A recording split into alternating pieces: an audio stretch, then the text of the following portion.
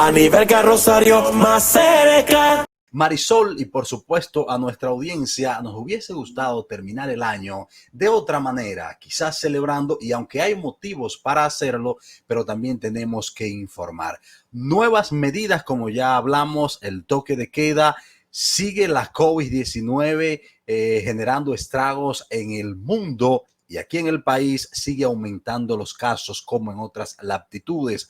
Nueva cepa de la COVID-19 en Estados Unidos, Chile y amenaza con propagarse. De todo esto y mucho más vamos a conversar a continuación con el epidemiólogo, el doctor Ernesto Guerrero. Doctor, buenas noches, bienvenidos a Más Cerca, un honor. Buenas noches, Marisol, buenas noches a todos y a todos los amigos televidentes. Precisamente, doctor, empecemos por las medidas impuestas por el gobierno hoy para contrarrestar la COVID-19. ¿Cree usted que esta podrán lograr que se experimente una baja en los niveles de contagio? Definitivamente yo creo que sí, tú lo has dicho, ¿no? No vamos a eliminar el virus, pero por lo menos vamos a contener el ascenso de la curva epidemiológica, el aumento en el número de casos y la ocupación que se ve también en los servicios hospitalarios, que es lo que finalmente puede hacer desbordar los servicios y entonces poner más a riesgo a la población. Las medidas para la prevención y el control de la epidemia la conocemos. Es cosa de que la apliquemos, que todos las apliquemos. Parecen fáciles, pero requiere un mínimo de esfuerzo de parte nuestra.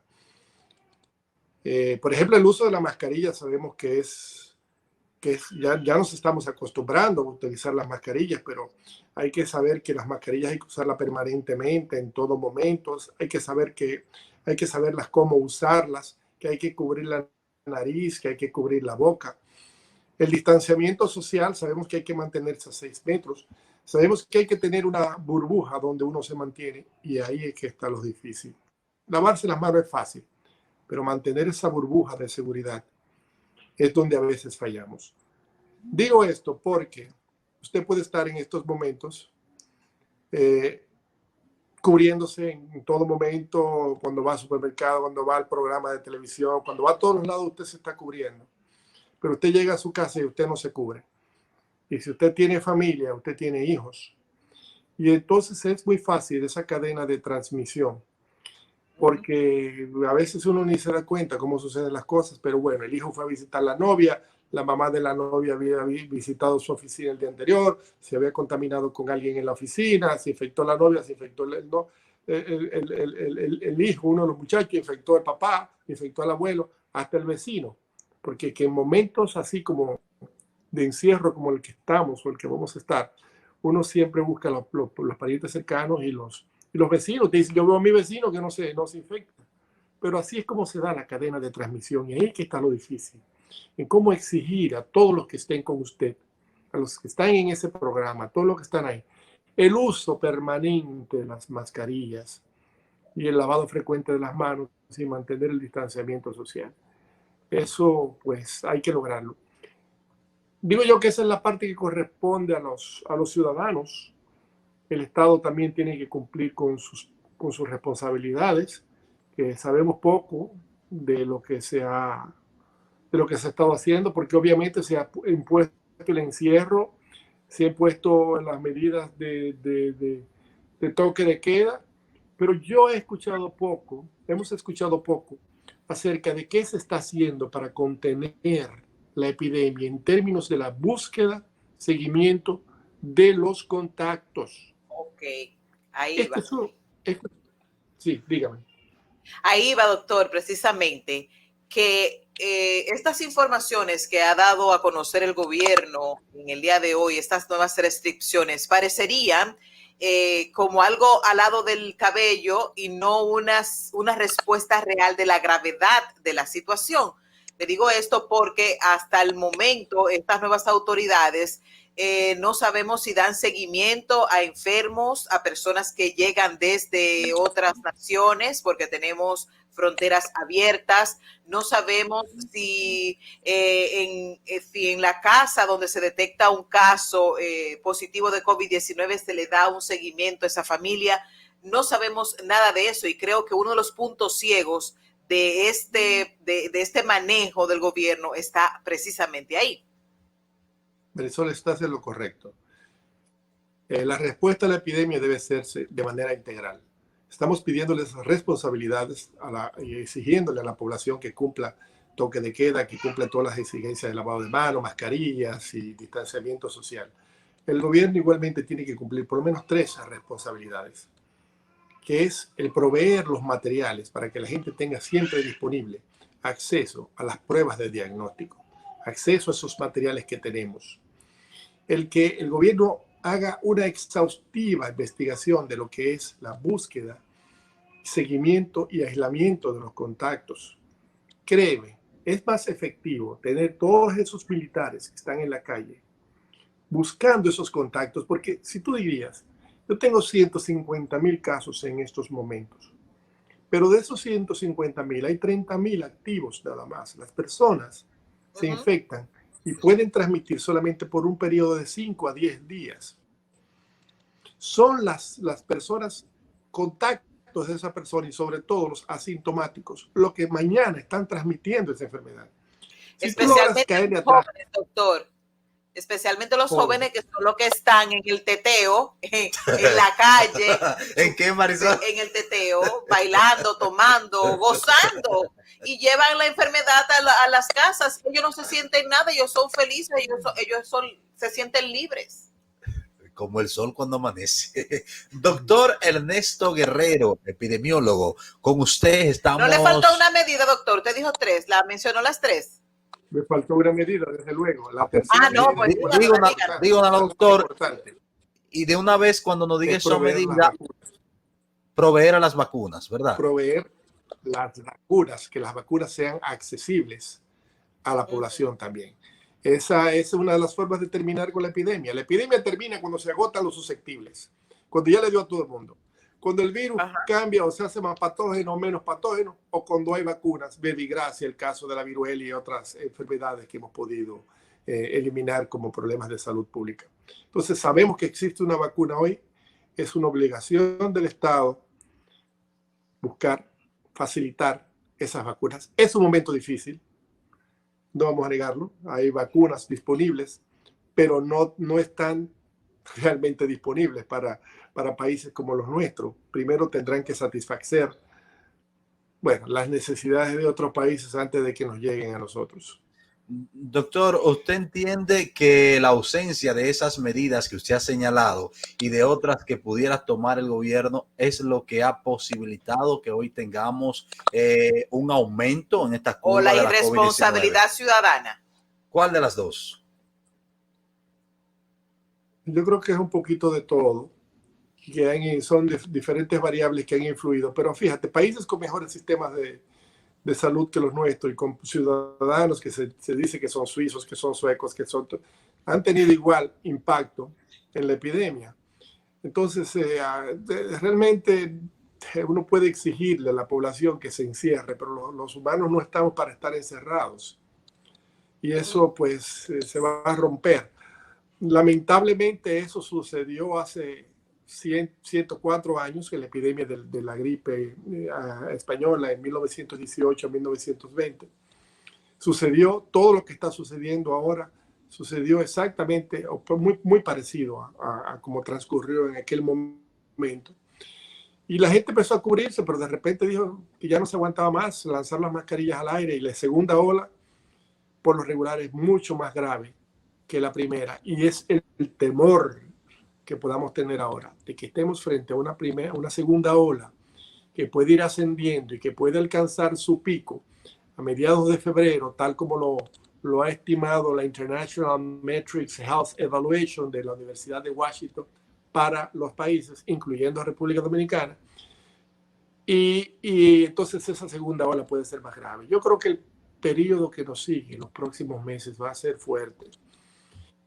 y va a exigir, si nosotros hemos hecho mucho esfuerzo, vamos a tener que duplicarlo. Este periodo que nos llega va a ser, yo diría, yo no quiero ser apocalíptico, pero parece que va a ser duro de acuerdo a las perspectivas que tenemos. La gente está fiestando, la gente está en la calle, ya la gente está agotada de estar en el encierro por medidas, pero estas medidas van a ser insuficientes. El número de casos es muy alto, se ha desbordado como para dar un seguimiento efectivo y el personal de salud se va a agotar. Las vacunas no van a llegar, sino quizás en el primer cuatrimestre. Nos va a llegar la vacuna AstraZeneca, que es la que el gobierno ha apostado. Ayer fue aprobada en Londres, pero todavía hay dudas de que en los Estados Unidos o que en el resto de la Unión Europea vaya a ser aprobada, porque las informaciones presentadas todavía no están claras. Sí. Es una vacuna efectiva, obviamente, y todo lo que sea efectivo en este momento es un plus. Y si esa es la que hay, esa es la que vamos a usar. Pero yo creo como que la efectividad todavía, de acuerdo a lo que han presentado, está alrededor de un 70%, que es muy diferente a la Moderna y a la de Pfizer, que están sobre un 95%, un 94%. Entonces, si esa es la que tenemos, esa es la que tenemos que usar, porque de cualquier manera protege en alguna forma, es barata, necesita menos refrigeración, una cadena menos sofisticada de refrigeración, y como es barata, pues en vez de comprar los 4 millones de dosis que compramos, yo diría que compremos 10 millones de dosis y tratemos de llegar a ese 70 o 80% de la población vacunada, porque hasta tanto tú no tengas eso, la epidemia va a continuar. Es muy probablemente que la epidemia va a continuar. Yo no creo que, ojalá que sí, que en este año podamos tener ese 70%. Doctor. Está dificultando un Doctor Guerrero, un poco de dificultad con el internet, pero usted hablaba de la aplicación de la vacuna y precisamente en el día de hoy surgió una información de un paciente que fue vacunado y que a los 5 días resultó ser positivo de COVID-19. ¿Cuál sería la relación de esta situación con este paciente vacunado con la, valga la redundancia, con la vacuna contra COVID-19? ¿Qué pudo darse ahí? Es natural. Las vacunas no protegen 100%. Ninguna vacuna protege 100%. Okay. Entonces hay un grupo de personas que aunque tú la vacunes van a desarrollar la enfermedad. Cuando yo hablo de un 70%, quiere decir que 7 de cada 10 están protegidos. Los otros 3 le va a dar, muy probablemente, o están expuestos a que le dé. Cuando hablo de un 90%, es 9 de cada 10, pero siempre hay uno. La vacuna de polio, de sarampión, etcétera. Todas tienen un porcentaje de eficacia. La de la influenza, por ejemplo, es 75% nada más. Y la vacuna... Sí. Y eso significa, doctor, que ese paciente podría desarrollar la enfermedad con menor agresividad. Es lo que están diciendo los resultados. Mira, ya hay millones de personas que se han vacunado y ha habido muy pocos, 1, 2, 3, tú oyes así casos de personas que han tenido reacciones alérgicas. Las vacunas son seguras.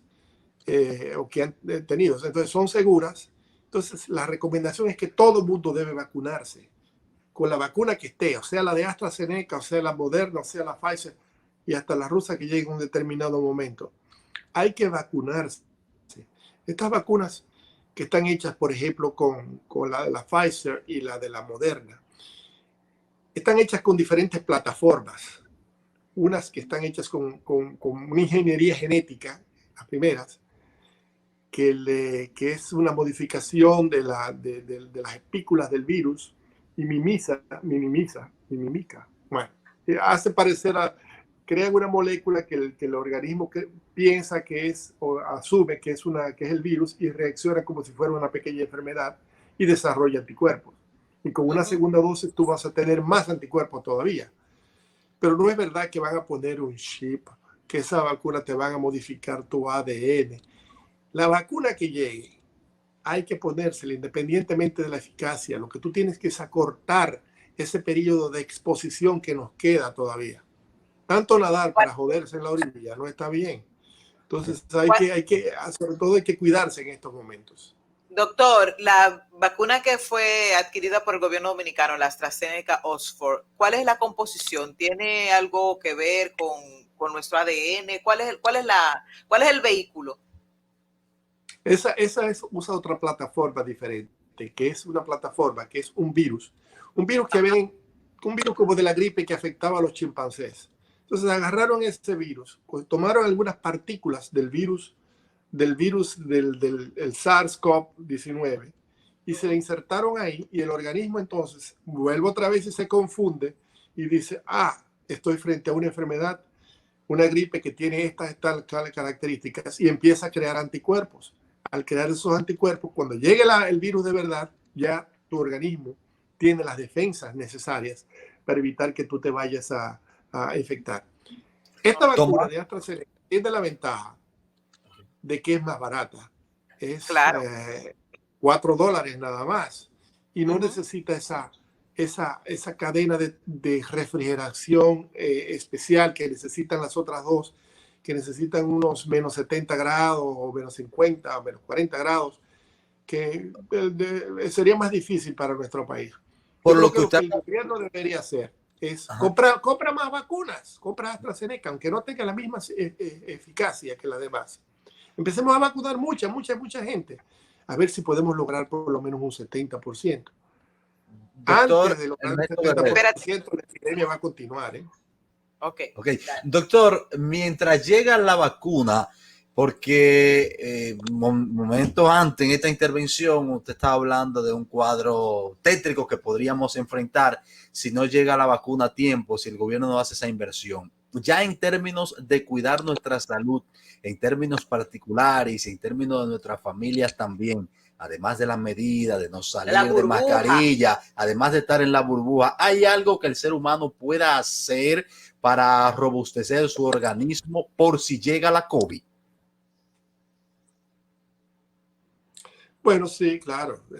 Las personas que son afectadas son personas que tienen enfermedades coadyuvantes o cuyo sistema inmunológico no está lo suficientemente fortalecido. Yo creo que hacer ejercicios, alimentarse bien, hidratarse bien, controlar la diabetes, controlar los problemas de hipertensión y todo lo demás, definitivamente va a ayudar a que nuestro organismo pueda responder mejor. Inclusive, hay quienes han sugerido, empecemos a vacunarnos con las otras vacunas.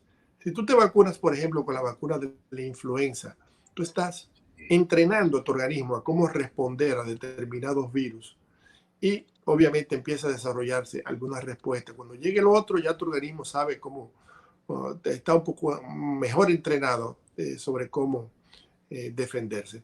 Después todo lo otro es evitar, bloquear que el virus infecte.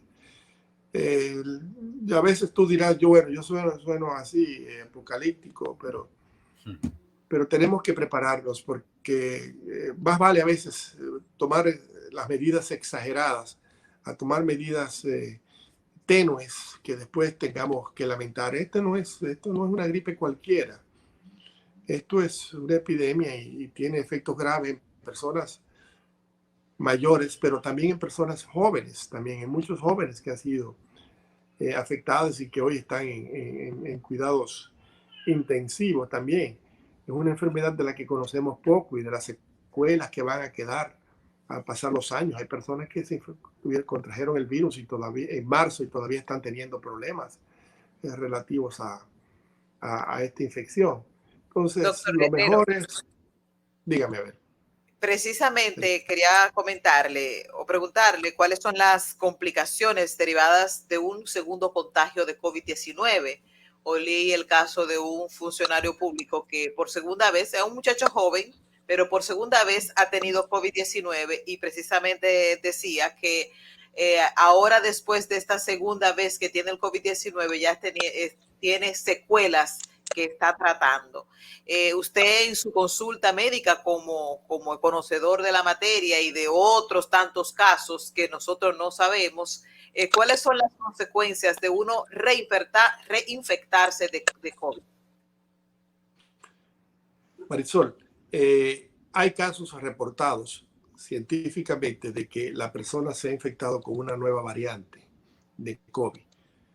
Eso hay casos, pero no es la generalidad. Por lo regular, las personas desarrollan anticuerpos, que el cuerpo aún no esté en esos anticuerpos, quedan unas llamadas células T que guardan memoria. Y cuando el virus vuelve a atacar, ellas pueden defenderse. Hay personas, como dijimos, que su sistema inmunológico, como es el caso de los mayores de 65, es más débil, no desarrollan una respuesta buena y el virus queda en el organismo. A veces no necesariamente es que hay una segunda reinfección, sino es que esas manifestaciones tú te mejoras y vuelves otra vez con el tiempo y vuelve el mismo virus que te infectó la primera vez. Y entonces se empieza a desarrollar otro tipo de síntomas, malestares. Por eso decíamos, este es un baby virus, dicen los gringos. Apenas tiene un año que lo conocemos. Todavía nos falta muchas cosas por conocer. Pero por lo regular, las personas desarrollan anticuerpos.